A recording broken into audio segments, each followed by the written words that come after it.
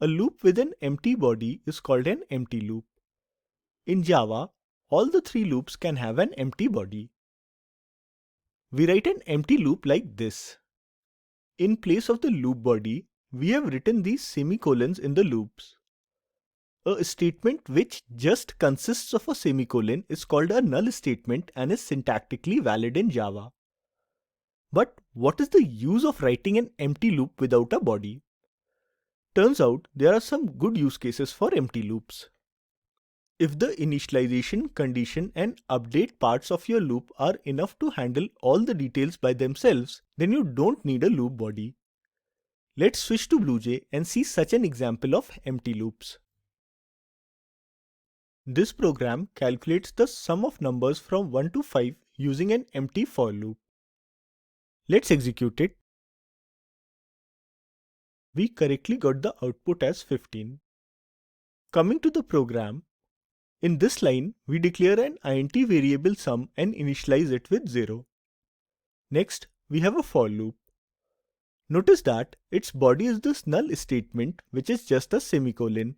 So this is an empty for loop. Let's take a closer look at what's happening in this loop. In the initialization part, we initialize I to 1. The loop iterates as long as I is less than or equal to 5. The summation process is handled in the update part. This sum plus equal to I++ might look scary at first glance, but don't worry, it is very simple. I will help you understand it through a dry run of this program. At the start of the loop, I is initialized to 1. Loop condition is true, first iteration starts. But as the loop body is empty, program control immediately comes to the update part. This sum plus equal to I++ can be written like this.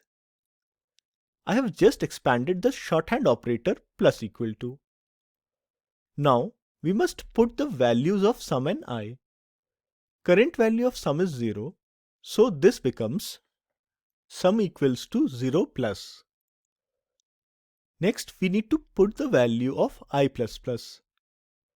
I++ being post increment operator, it follows the rule first use then increment. First the current value of I, which is 1, is used in the expression, so this becomes sum equal to 0 plus 1. After that, I is incremented to 2. In a nutshell, sum plus equal to I++ adds the value of I to sum and after adding increments the value of I by 1. The condition is tested to see if next iteration of the loop can be started. As I is still less than 5, second iteration of the loop starts. Again, program control immediately comes to the update part as loop body is empty. This time, sum plus equal to I++ becomes this, as the current value of sum and I are 1 and 2 respectively. After that, the post increment operator I++ increments I to 3. Other iterations of this empty for loop proceed in a similar way till I is less than equal to 5. Once the loop completes iterating, sum of numbers from 1 to 5 is computed and stored in the variable sum. In the next line, we print this sum to the console. I hope this gives you clarity on the usage of empty loops. Next, we will look at another interesting application of empty loops, the delay loop.